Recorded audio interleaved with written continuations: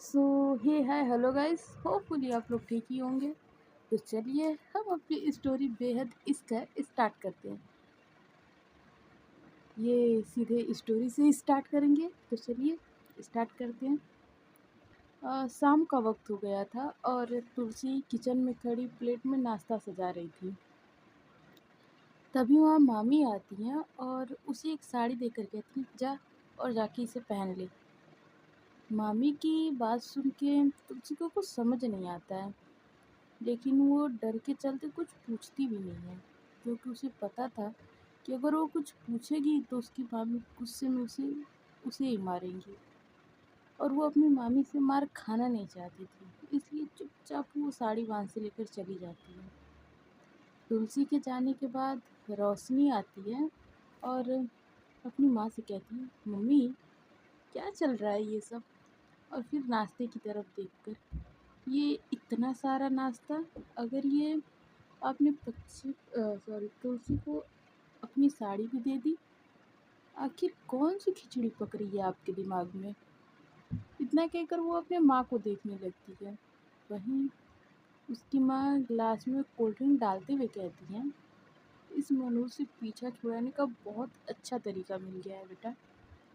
जिस पर रोशनी को अपनी माँ की बात समझ नहीं आती है। वो फिर से कहती है, मतलब। जिस पर मामी खुशी से चहकते हुए कहती हैं, अरे एक सरकारी नौकरी वाला लड़का मिला है जो आज इस मनहूस तुलसी को देखने आ रहा है, और देखना, इसे देखते ही पसंद कर लेंगे। अपनी माँ की बात सुनकर रोशनी का मुंह बन जाता है। वो मुंह बनाते हुए कहती है, ये तो गुड न्यूज़ है। तुम्हें क्या जरूरत थी उस गंवार तुलसी के लिए इतना अच्छा रिश्ता ढूंढने की। किसी भी राह चलते गरीब गरीब आदमी के साथ कर देती ना उसकी शादी। इस वक्त रोशनी को बहुत ज़्यादा गुस्सा आ रहा था, क्योंकि वो बिल्कुल भी नहीं चाहती थी कि तुलसी की शादी किसी अच्छे अच्छे घर में हो। वहीं अपनी बेटी की बातें सुनकर मामी उसके सर पे चपेट लगाती हुई कहती, तू बुद्धू की बुद्धू ही रहेगी। तुझे क्या लगता है सरकारी नौकरी है तो वो इंसान अच्छा होगा? ना बेटा, उसकी एक नहीं अ, उसकी एक 10-11 साल की बच्ची है, जिसके लिए उसे माँ की ज़रूरत है। सिर्फ बच्चे के लिए नहीं, उसे अपनी अय्याशी के लिए भी एक कम उम्र की लड़की चाहिए थी। ऊपर से वो आदमी बहुत बड़ा शराबी है। वो हमें तुलसी के बदले पूरे 2 लाख देने वाला है। जब इस मनहूस से पीछा छुड़ाने के हमें पैसे मिल रहे हैं तो हमें हर्जी क्या है। वैसे भी घर आई लक्ष्मी को नाराज़ नहीं करनी चाहिए। इस वक्त मामी के होठों पर एक कुटिल मुस्कान थी, और रोशनी अपनी माँ की तारीफ करते हुए कहती है, वाह मम्मी, तुम तो काफ़ी तेज निकली। इससे तो सांप भी मर जाएगा और लाठी भी नहीं टूटेगी। फिर कुछ सोचते हुए, लेकिन दादू, उनका क्या? वो तो कभी भी अपनी लाडली की शादी एक उम्रदराज आदमी से नहीं कराएंगे, वो भी ये जानते हुए कि उसका पहले से एक बच्चा है। रोशनी की बातें सुनकर मामी बेफिक्री से कहती, तो उस पर ध्यान मत दे, ये मेरा घर है और यहाँ सिर्फ मेरी ही चलेगी। ये कहकर दोनों माँ बेटी हंसने लगती हैं। तभी रोशनी को आर्य को याद करते हुए कहती है, मम्मी, आपको पता है आज हम आरू सिंह राजपूत से मिले थे। आपसे एक बात कहनी है। क्या आप हमारी शादी आरू से करवाएंगे? जिस पर उसकी मामी थोड़ा आई मीन तुलसी की मामी रोशनी को देखती हैं कि ये क्या बोल रही है, लेकिन फिर पैसों की लालची इंसान कहती है, हाँ क्यों नहीं बेटा, ज़रूर। तू तू जा, तेरी शादी इसकी फ़िक्र ना कर तू। तो उसी हवेली की बहू बनेगी और फिर पूरे इस एरिया पर हुक्म चलाएगी। दोनों माँ बेटी ने खुद ही सब कुछ सोच लिया था। वहीं आरू तो इन सब से पूरी तरह से अनजान थी। अब ये तो आरू ही जानती थी कि वो इनका क्या करने वाली है। यहाँ रोशनी और उसकी मम्मी बड़ी बेसब्री से लड़कों वालों का इंतज़ार कर रही थी। तभी एक आदमी लड़खड़ाते हुए आता है और उसे देखकर रोशनी का मुंह बन जाता है। वो अपनी मम्मी से धीरे से कहती है, मम्मी ये कौन बेवड़ा घर में घुसा चला आ रहा है। जिस पर मामी कहती है, अरे यही तो तुलसी का होने वाला पति है। रोशनी उस आदमी को देखती है जो उस वक्त पीकर पूरी तरह से टुन्न था। ऊपर से ज़्यादा पान खाने के चलते उसके दांत भी लाल थे और वो अपनी उम्र से ज़्यादा बड़ा दिख रहा था। ये देखकर रोशनी अपनी मम्मी से कहती है, ये अपनी उम्र से ज़्यादा बड़ा नहीं लग रहा। इस पर मामी कहती है, हमें क्या करना है, इसकी उम्र कितनी भी हो, हमें तो बस उस तुलसी से पीछा छुड़ाना है। वो आदमी लड़खड़ाते हुए सोफे पर बैठ जाता है और मामी से कहता है, मेरे पास ज़्यादा टाइम नहीं है और जल्दी से लाओ उसे, कहाँ छुपा रखा है। उस आदमी को देखकर रोशनी को घिन आ रही थी कि तभी नाना जी घर के अंदर आते हुए कहते हैं और उस आदमी को देखकर हैरान हो जाते हैं। वो मामी से कहते हैं, ये कौन है बहू। जिस पर मामी कहती है, ये हमारी तुलसी बिटिया का होने वाला पति है। पति सुनकर नाना जी गुस्से से कहते हैं, ये क्या कह रही हो, तुलसी अभी बच्ची है और उसकी शादी तुम एक अधेड़ उम्र वाले से कराने वाली हो। नाना जी की बात सुनकर मामी गुस्से से कहती हैं, खराबी क्या है इसमें, अच्छी खासी सरकारी नौकरी है, राज करेगी अपनी तुलसी। वैसे भी अब इस जैसे मनहूस के लिए कोई महलों का राजा तो आएगा नहीं। जिस पर नाना जी कहते हैं, अगर सरकारी नौकरी ही है तो रोशनी की शादी क्यों नहीं करवा देती हो, वैसे भी शादी की उम्र तो हो ही गई है इसकी। नाना जी की बात सुनकर रोशनी क्या क्या हैरानी से बड़ी हो जाती है। वो एक नज़र उस आदमी को देखती है और फिर मुंह बनाते हुए मन में कहती है, अरे ये कहाँ हमारी शादी इससे कराने पर लगा है, हम तो आरू से ब्याह करेंगे। इसके जैसा आदमी तो उस तुलसी के लिए सही है। नाना जी की बात सुनकर मामी बिल्कुल आग बबूला हो जाती है। अब वो सारी सीमाएं लांघते हुए गुस्से से कहती है, चुपचाप एक कोना पकड़ के बैठे रहिए, समझे, भूलिए मत, आपको और आपकी लाडली को हमने आसरा दिया है। अगर उसके भले का थोड़ा सोच लिए तो क्या गलत कर दिया। शादी तो होकर रहेगी, अगर शादी नहीं हुई तो फिर आप लोग अपना ठिकाना ढूंढ लीजिएगा। मामी की बात सुनकर नाना जी हैरान रह जाते हैं। उन्होंने सोचा नहीं था कि उनकी बहू ऐसा भी कुछ कह सकती है। वही तुलसी ये सब दरवाजे के पीछे खड़ी होकर सुन रही थी और इस वक्त उसकी आंखों में आंसू थे। नाना जी उस आदमी को गुस्से से देखते हुए कहते हैं, ये आदमी यह हमारी बेटी से शादी नहीं करेगा।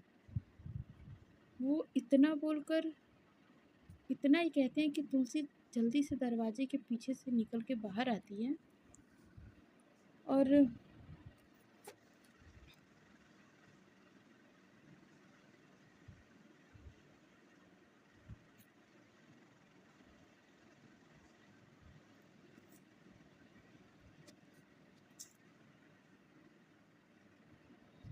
अपने नाना जी के पास आते हुए कहती है, नाना जी, तुलसी ने इस वक्त एक ब्लू रंग की साड़ी पहन रखी थी।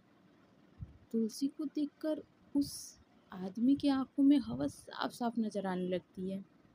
वो तुलसी को ऊपर से नीचे देखते हुए मामी से कहता है, हमें लड़की पसंद है और हम इसे कल ही शादी करेंगे। उस आदमी की बात सुनकर तुलसी घबरा जाती है। जिस पर नाना जी झट से तुलसी को अपने पीछे करके गुस्से से कहते हैं, कोई शादी नहीं होगी, हम हमारी बच्ची की शादी इस इंसान से तो बिल्कुल नहीं होने देंगे। ये सुनकर मामी अपना नाक मुंह सिकुड़ते हुए कहती हैं, ऐसे कैसे नहीं करेगी शादी, अब तो अपनी इस मनहूस नातिन के लिए कोई महलों का राजकुमार उठा के लाओगे, इस जैसी लड़की से शादी करेगा कौन। जो पैदा होते ही अपनी माँ बाप को खा गई, कुछ दिन और हमारे घर में पड़ी रही तो हमारे घर को भी खा लेगी। मामी के ये कड़वे शब्द सुन के तुलसी की आंखों से आंसू बहने लगते हैं। उसे रोता हुआ देखकर नाना जी प्यार से कहते हैं, रोते नहीं बेटा, हम हैं ना, हम तुम्हारी शादी इससे बिल्कुल नहीं होने देंगे।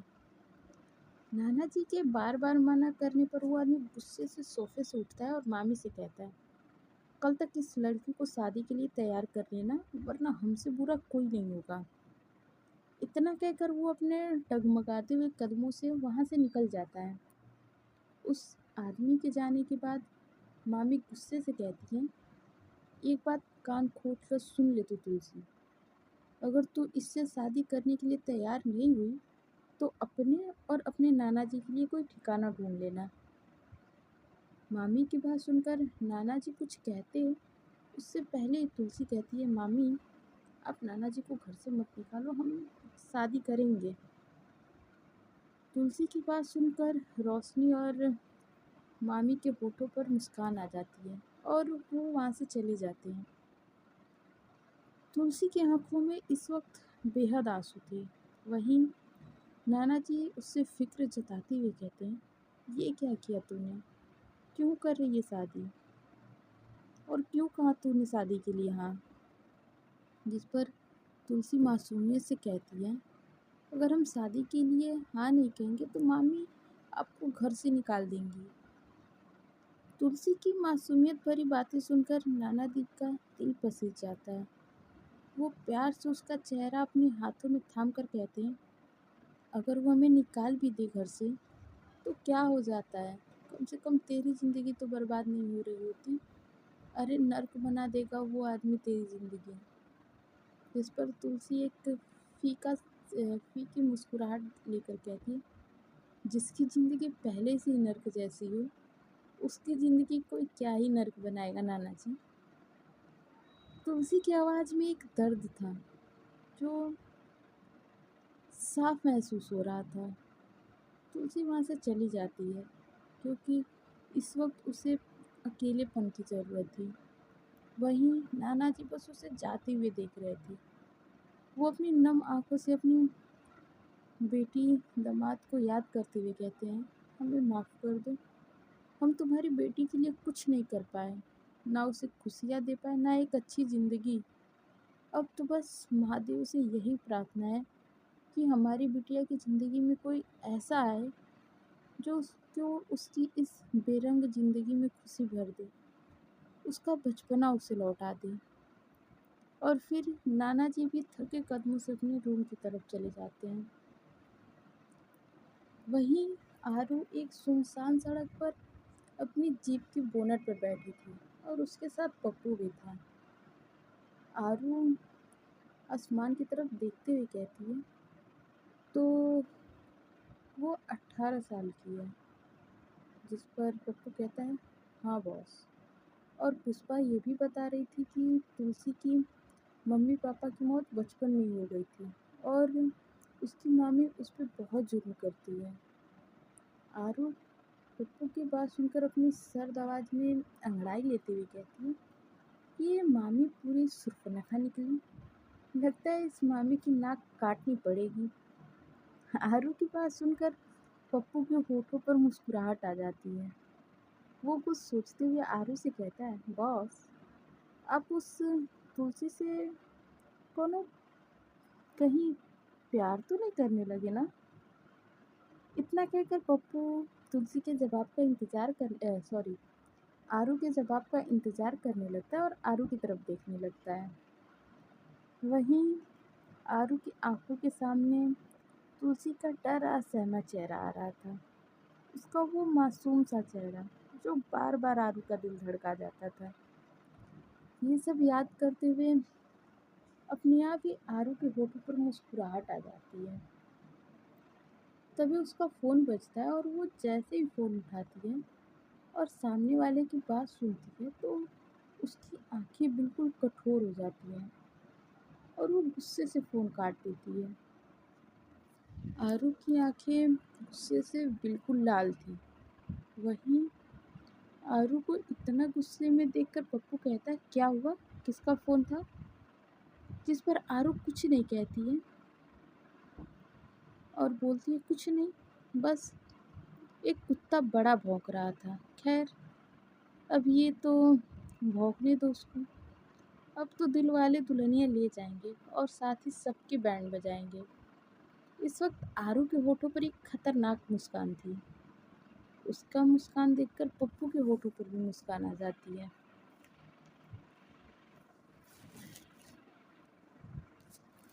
वहीं तुलसी इस वक्त अपने कमरे में मौजूद थी। उसने ऊपर से नीचे तक पूरी दुल्हन की तरह सजी हुई थी।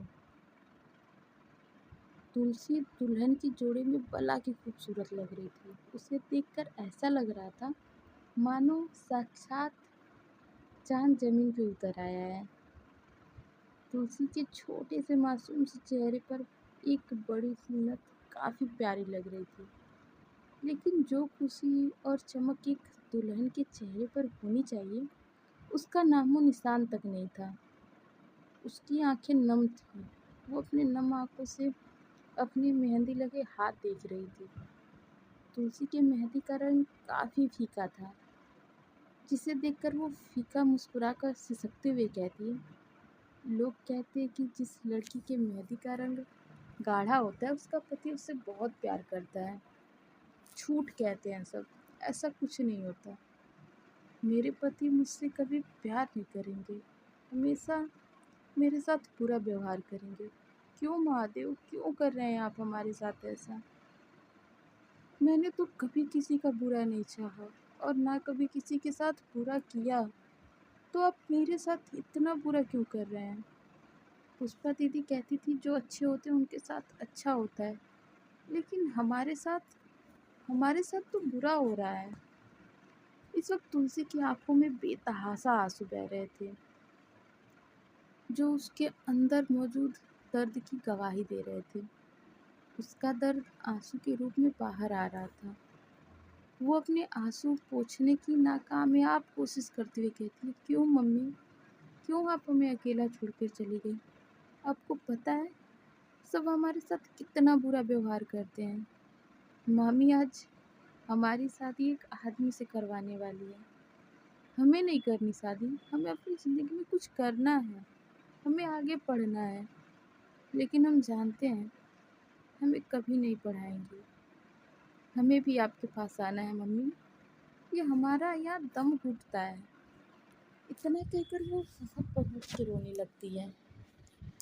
तभी मामी रूम के अंदर आती हुई कहती है, तुम अपनी मम्मी के पास नहीं, सीधा विदा होकर अपने पति के पास जाओगी। मामी की आवाज़ सुनकर तुलसी झट से अपने आंसू पोंछ लेती है और वहीं तुलसी कमरे का दरवाज़ा बंद करके कमरे के अंदर आती है और मामी कमरे का दरवाज़ा बंद करके तुलसी के पास आती हैं और तुलसी को देखकर गुस्से से कहती हैं, अपना ये रोना धोना बंद करो, मैं इन आंसुओं से नहीं पिघलने वाली हूँ। तुलसी अपनी नम आंखों से अपनी मामी को देखते हुए कहती है, क्यों मामी, आप हमारे साथ ऐसा क्यों कर रही हैं? हमें ये शादी नहीं करना, ये शादी रोक दो ना। आप जैसा कहोगे हम वैसा करेंगे। आपके सामने कभी भी ऊंची आवाज़ में बात नहीं करूँगी, एक शब्द भी नहीं कहूँगी, बस आप ये शादी रोक दो। तुलसी की बातों से उसका दर्द साफ महसूस हो रहा था। वहीं तुलसी के आंसुओं और उसकी इस विनती पर मामी का कोई असर नहीं हो रहा था। उल्टा वो तुलसी को बाजू से पकड़ के गुस्से में दांत पीसते हुए कहती, तुमसे हमारी खुशी देखी नहीं जाती है ना? तुम तो चाहती ही नहीं हो कि हमारी लड़की की शादी अच्छे घर में हो, इसलिए सारी नौटंकी कर रही हो ना? लेकिन हमारी एक बात इस छोटे से दिमाग में अच्छी से घुसा लो, अगर ये शादी नहीं हुआ तो हम तुम्हें और तुम्हारे नाना जी को धक्के मार के इस घर से बाहर फेंक देंगे। इसलिए चुपचाप अपना ये हुलिया सुधारो और मंडप में आ जाओ। इतना कह के मामी वहाँ से चली जाती हैं और तुलसी रोते हुए रह जाती है। उसे मामी की बातें सुनकर बिल्कुल भी हैरानी नहीं हुई थी, क्योंकि वो ये सब बचपन से ही देखती हुई आ रही है। उसकी मामी ने बस उस पर अत्याचार किया है, उसे कभी भी अपनी बेटी नहीं माना। लेकिन हमेशा तुलसी के मन में एक उम्मीद थी कि उसकी मामी कभी ना कभी तो अपना ही लेंगी उसे, और उसे रोशनी जितना ना सही लेकिन प्यार तो ज़रूर करेंगी। लेकिन आज आज उसकी बची कुची उम्मीद भी टूट गई थी। उसने कभी नहीं सोचा था कि उसकी मामी अपनी बेटी की शादी अच्छे घर में कराने के लिए उसकी बलि देने के लिए तैयार है। इस वक्त तुलसी को अपनी किस्मत पर रोना और हंसना दोनों आ रहा था, लेकिन अब उसे इसे अपनी किस्मत मान ही लिया था, क्योंकि शायद वो समझ चुकी थी कि उसके महादेव ने उसकी किस्मत में यही लिखा है। अब तुलसी की किस्मत में क्या था ये तो सिर्फ महादेव ही जानते थे। इधर दूल्हा मंडप पर बैठ के बड़ी बेसब्री से तुलसी का इंतजार कर रहा था। तभी रोशनी तुलसी को लेकर आती है। तुलसी ने सर पे घूंघट ले रखा था और उसकी पलकें झुकी हुई थी।